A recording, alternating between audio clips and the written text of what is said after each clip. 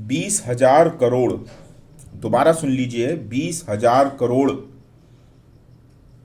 20,000 करोड़ ये रकम है जो इकट्ठी की जाती है ज़कात के नाम पे।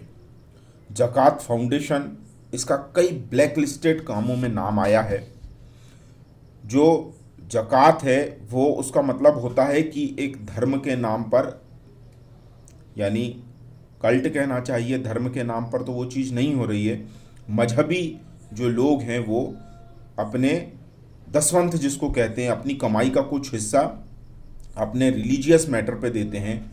उसमें सो कॉल्ड पंचर वाले, जिन्हें पंचर वाले और ये और वो कह के हम हिंदू बहादुर जो हैं वो उनको ऐसे नाम रखते हैं और फलाना ठिकाना कहते हैं और उनका मजाक उड़ाते हैं।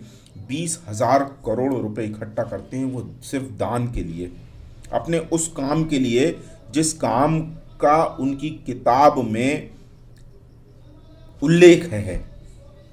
और हम हिंदू जो अपने बच्चों को घिस्सी पे करा के किसी के घर में नौकरी देके, किसी सरकार की नौकरी में लगा के खुश हो जाते हैं, चवन्नी हिंदू इकोनॉमी के लिए इकट्ठी नहीं करते हैं। ये सारी लड़ाई धर्म और अधर्म की है, ये सारी लड़ाई पैसों की है, ये सारी लड़ाई कंट्रोल की है, ये सारी लड़ाई वर्चस्व की है। पैसों की लड़ाई है, पैसों से ही जीती जा सकती है। आपको पता है पिछले 7 सालों में, जिन्हें हम हिंदू शासन कह रहे हैं, मोदी जी का शासन, 282 हिंदुओं की हत्या हुई है। किसी पेपर ने, किसी मीडिया ने, किसी ने बताया आपको? 282 हिंदुओं की हत्या हुई है, लिंचिंग, इसलिए कि वो हिंदू हैं या वो उनके जैसे नहीं हैं। वो उनके जैसे नहीं है इसलिए उनको मार दिया गया। अब आप उसको ये समझ सकते हैं कि उनको हिंदू होने की सजा मिली है, उनको हिंदू होने की सजा मिली है, उनको आपका जैसा होने की सजा दी गई है। वो आपके जिंदा रहने की कीमत चुका के गए हैं, वो आपके हिस्से का खून बहा के गए हैं।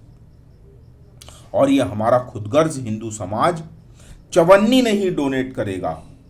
डोनेट तो छोड़िए, मेरे जैसे काम करने वालों को डोमिनेट करेगा, मेरे जैसे काम करने वालों को, ढेरों लोगों को और अपमानित करेगा और उपहास उड़ाएगा ग्रुप में उनका। चवन्नी डोनेशन नहीं है।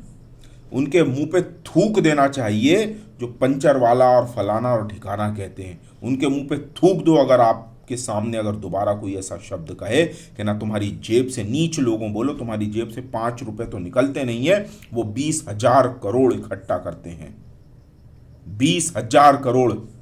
क्या आपको मालूम है चंदन मारा गया, डॉक्टर विकास मारे गए, और ढेरों अनंत नाम है, मुझे तो अभी ध्यान भी नहीं आ रहे। ढेरों अनंत नाम है जो चौड़े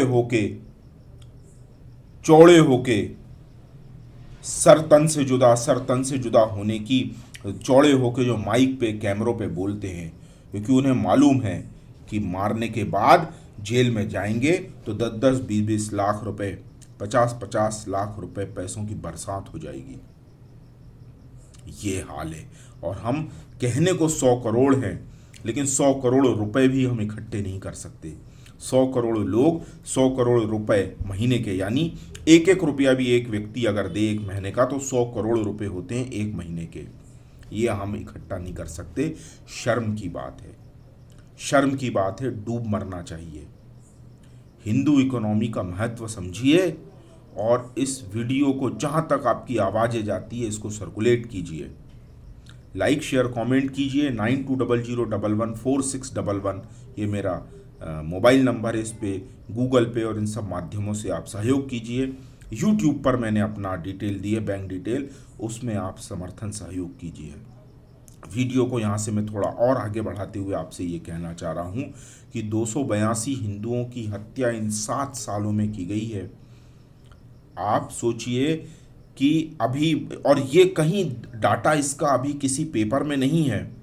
ओमेंद्र रत्नू जी हैं जो पाकिस्तान से आए हिंदू शरणार्थियों पर काम करते हैं। उन्होंने पैसा दे दे के जो प्राइवेट जो पत्रकार हैं जो जर्नलिस्ट हैं उनको पैसा देके कहीं से ये सब निकाले हैं सूत्र, पूरे देश भर से एक एक डाटा इकट्ठा किया है, तब वो मालूम चला है कि 282 हिंदुओं की हत्या, मॉब लिंचिंग सरेराह जिन्हें मारा गया है वो 282 हैं।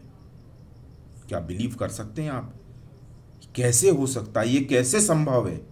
कैसे संभव है बिना बैकअप के, बिना बैकग्राउंड के? और एक जिहादी एक हिंदू को मारता है, उसके पीछे भले उसके घर में खाने को ना हो, पहनने को कपड़ा ना हो, लेकिन उसको बचाने के लिए, इस इंडियन जुडिशियरी सिस्टम से बचाने के लिए महंगे से महंगा वकील उसके पीछे खड़ा हो जाता है। ये कहाँ से आती है वकीलों की फीस उनके पास? कौन है जो उनके पीछे ये सिस्टम में हाथ लगा के खड़ा है?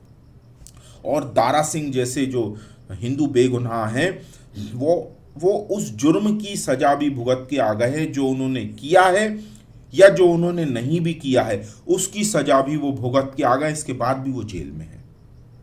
यदि उन्होंने जुर्म किया है तो भी सजा पूरी हो चुकी है, और यदि जुर्म नहीं किया है तो भी उनकी सजा अभी तक चल रही है। आप सोचिए, 14 वर्ष होता है आजीवन उम्र कैद, और हमारे कितने दारा सिंह जो हैं वो 20-20 साल से जेलों में सड़ रहे हैं, लेकिन कोई सुनवाई वाला नहीं है, कोई जज नहीं है, कोई वकील नहीं है, कोई संगठन नहीं है। शर्म आनी चाहिए, शर्म आनी चाहिए। 100 करोड़ हिंदुओं के कहने भर के लिए हैं, कहने भर के लिए 100 करोड़ हैं, लेकिन ये बिल्कुल नाम के नहीं, नाम के हैं, काम के नहीं है। शर्म आनी चाहिए। मुझे तो आज ये सुनकर भी बड़ा हैरानी हो रही है। 20,000 करोड़ का फंड इकट्ठा किया जाता है ज़कात के नाम पर, और ये इन्हीं कामों के लिए जाता है जिससे काफिर को सबसे ज़्यादा तकलीफ होती है। और भारत में काफिर यानी हिंदू है। भारत में काफिर बिल्कुल हिंदू है, जो माथे पे तिलक लगा के अपने आराध्य को, अपनी संस्कृति को, अपने तौर तरीकों को, अपने सांस्कृतिक धार्मिक पहचान के पीछे लड़ रहा है, उसको संघर्षशील है, वो हिंदू है। एक बार दोबारा सोचिए। अगर मेरा वीडियो ठीक लग रहा हो तो शेयर कीजिए।